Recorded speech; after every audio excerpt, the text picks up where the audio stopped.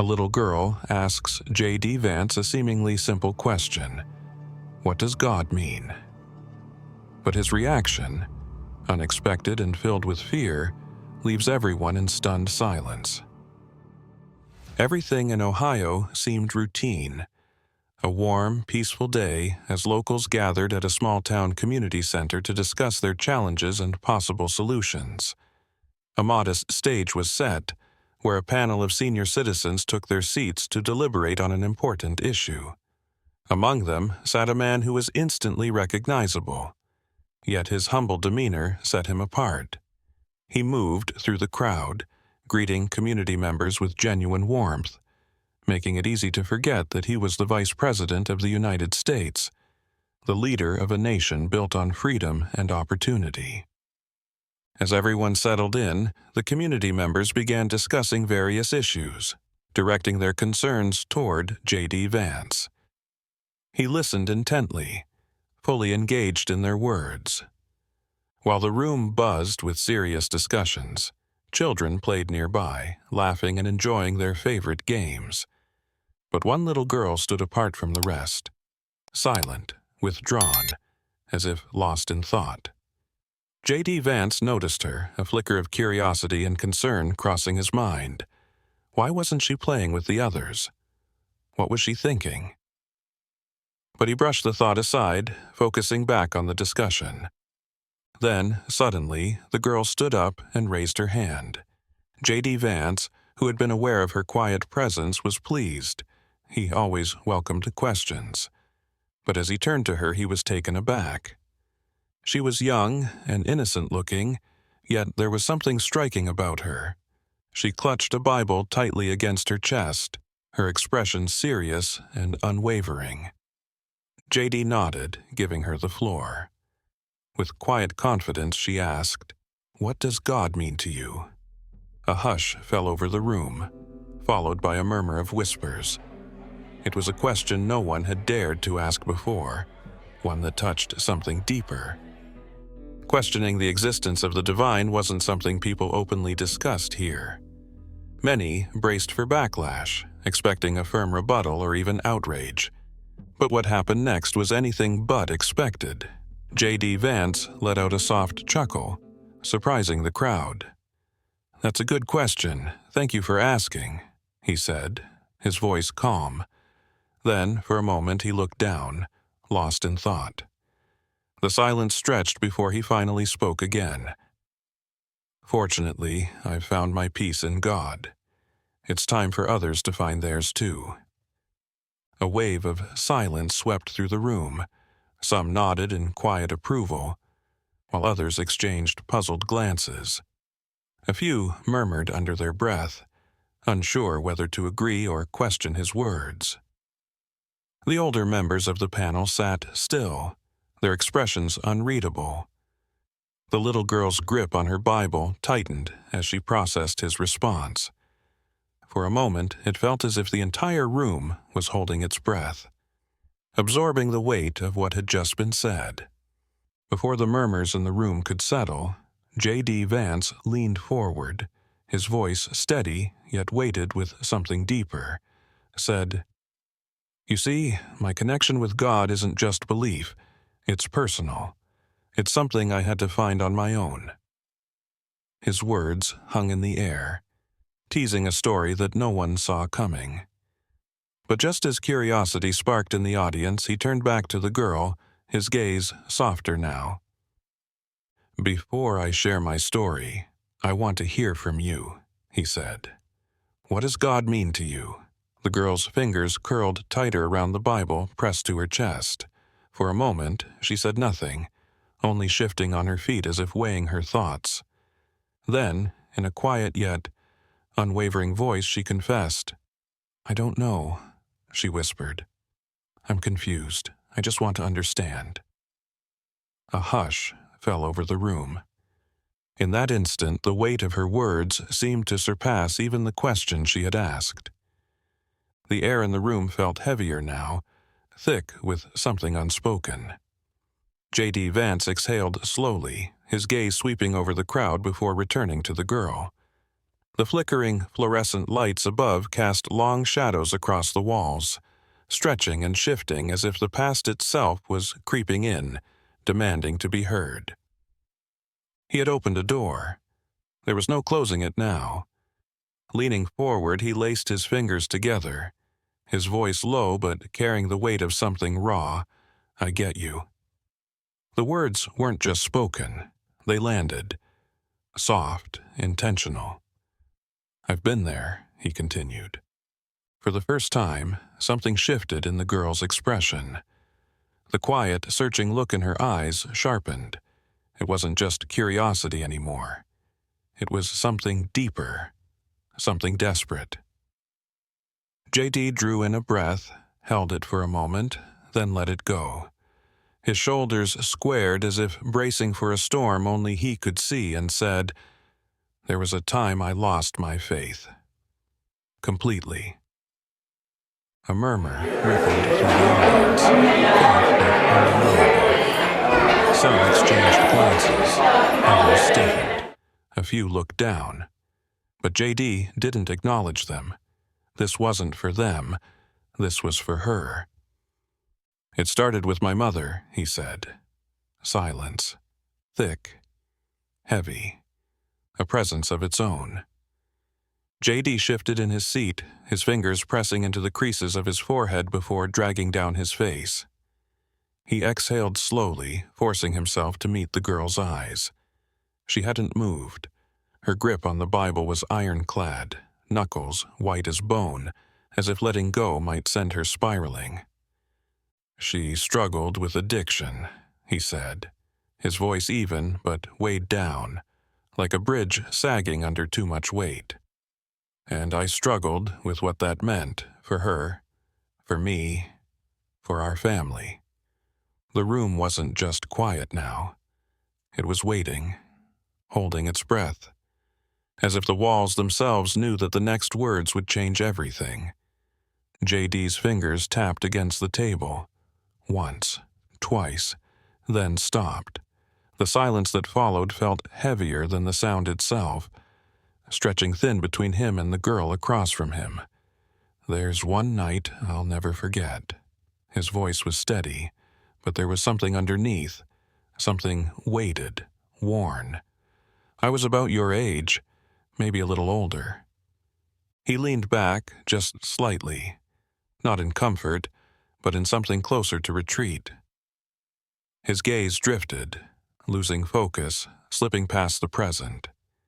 It was as if he was no longer in that room at all, but somewhere else, somewhere colder. "I came home from school, and something felt off." The memory settled over him like a shadow, creeping into the spaces between his words. The air in the room seemed to shift, the weight of anticipation pressing in. The girl said nothing, just watched, just waited. "You know that feeling, right?" JD's voice was quieter now, careful, as if he was treading on fragile ground. "When you step into a room, and you just know something isn't right." She barely moved, but the small nod was there, hesitant yet certain, like she had felt it too many times before. JD swallowed, his fingers pressing into the table as if grounding himself. "I walked into the living room." His voice was steady, but there was weight behind it, a heaviness that didn't come from the words alone. And there she was. The air in the room felt tighter, the silence stretching between breaths. Slumped over on the couch. The memory came back in fragments, muted afternoon light filtering through dusty curtains, the faint hum of a distant television, the sharp scent of something bitter hanging in the air, empty pill bottles on the floor. The labels were peeling. The little white capsules spilled across the rug like scattered teeth, like something lost that could never be found again. A sharp inhale. A chair creaked as someone shifted uncomfortably. Some turned their heads, their gazes skimming over the floor as if avoiding the image now hanging in the air. Others sat rigid, hands gripping their knees, bracing for the rest of the story as if the worst was still to come. JD didn't move, didn't flinch. His shoulders remained square, his hands still, but there was something in his posture, something rigid, like a wire pulled too tight. When he spoke again, his voice was quieter, but it carried more weight, sinking into the silence like a stone dropped into deep water. I remember shaking her, calling her name. The words came slowly, deliberate, as if each one carried the weight of that moment, as if saying them out loud made it real all over again. Nothing. The room felt colder. The air felt thinner. She wouldn't wake up. His jaw tensed, the muscle flickering beneath his skin, but he didn't stop. He wouldn't. I thought she was dead.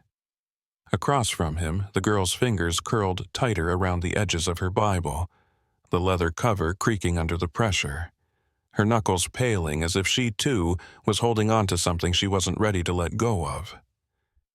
I called 911, and while I waited, I sat there, holding her hand, begging her to wake up. The room was suffocatingly still, the weight of his words pressing down like a slow-building storm. His fingers curled into fists, knuckles pale, then slowly released as if unclenching something buried too deep. The air carried an unspoken heaviness, the kind that settled in the lungs and refused to leave. And for the first time in my life, I prayed like I had never prayed before. A shift in the atmosphere, small, but there. Bodies tensed, breaths shallowed. The kind of stillness that wasn't just about listening but bracing. His voice barely carried now, but it didn't need to. It cut through the silence like a blade. I told God, if you're real, if you're listening, don't take her away from me. The words hung there, suspended, stretching time too thin, too fragile, like a thread ready to snap. But you know what happened? The question lingered, unanswered, but the girl barely moved, just the faintest shake of her head. A dry, hollow chuckle escaped into the silence, stripped of any humor, just an echo of something emptied out long ago. Nothing. The room didn't just absorb the word, it swallowed it whole. The paramedics came. They took her away, and I sat there, in that empty house, staring at the spot where she had been, feeling like the biggest fool in the world. The image burned itself into the air.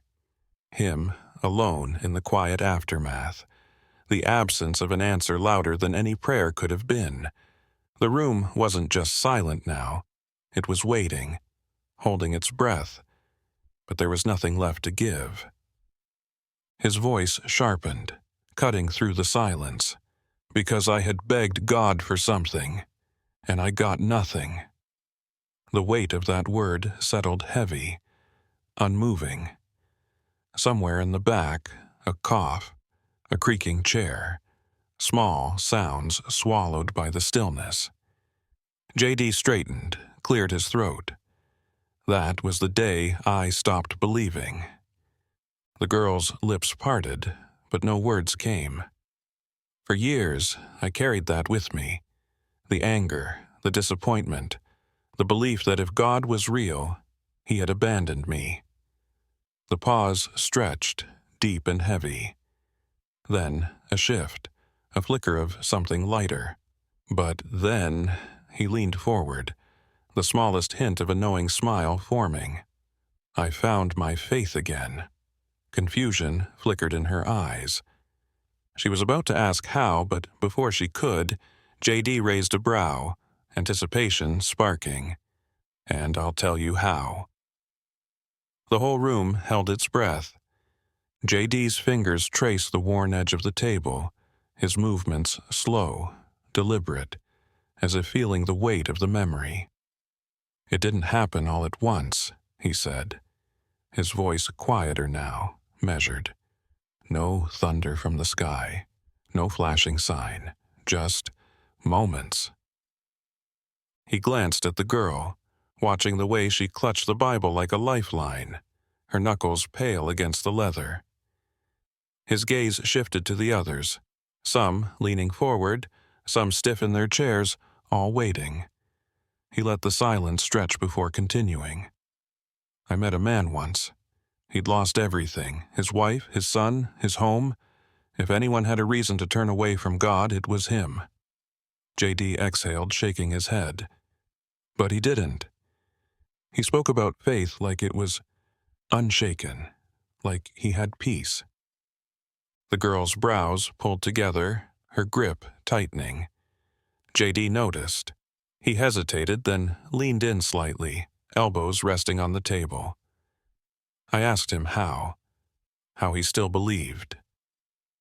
His voice softened, almost reverent. And you know what he said? A pause, just long enough. God never left me. I just stopped looking for him. A shift rippled through the room. A few slow blinks, a chair creaking as someone adjusted their posture. JD let the words settle before drawing a breath. That stayed with me, bothered me, made me wonder if maybe I'd done the same. His fingers curled into a loose fist before relaxing. One night I prayed. Not because I needed something, not out of desperation, just to see if I could. A small, dry chuckle left him, his head tilting slightly. And for the first time in years, I didn't feel alone. A hush settled over the room, but it was no longer the heavy, uncertain silence from before. This was different, charged, alive. JD's words had settled deep, weaving through the air, pulling at something unspoken in each listener. The girl, who had clung to her Bible with quiet desperation, slowly loosened her grip. The confusion that had shadowed her eyes was gone, replaced by something else, understanding. Excitement, the kind that came not from blind hope, but from knowing. From the back of the room, a chair scraped against the floor. An older man, his voice rough with age and something heavier, finally spoke. I lost my faith when I lost my wife. The words hung there, raw and unguarded. A few heads turned, some eyes filled with unshed tears, but JD met the man's gaze with steady reassurance. He didn't offer empty platitudes. He didn't claim to have all the answers. Instead, he leaned forward, his voice unwavering. Faith isn't about having all the answers. It's about choosing to believe, even when it's hard. The man swallowed, nodding once. JD let the silence stretch just long enough for the weight of his words to settle, to sink in. And in that quiet, something shifted. Not just in the girl, not just in the man, but in the room itself. As the evening drew to a close, the room no longer felt like a political town hall. The air was different, lighter, yet fuller, charged with something far more meaningful than policy debates or campaign promises. People weren't just attendees anymore. They were connected, bound by something deeper than politics. Some lingered, lost in quiet reflection. Others exchanged glances, nods, even hushed words of agreement. The girl sat still, her Bible resting in her lap, fingers brushing its cover, not out of fear, but as if she finally understood its weight. The older man who had spoken earlier seemed less burdened, standing a little straighter. And JD, watching it all, knew this night had given them something beyond speeches and rhetoric. It had given them hope. If this story spoke to you, the next one will stay with you. Click on the video on your screen to experience another powerful tale, one that will make you think, smile, or even take action. Don't miss it. Your next story is just one click away.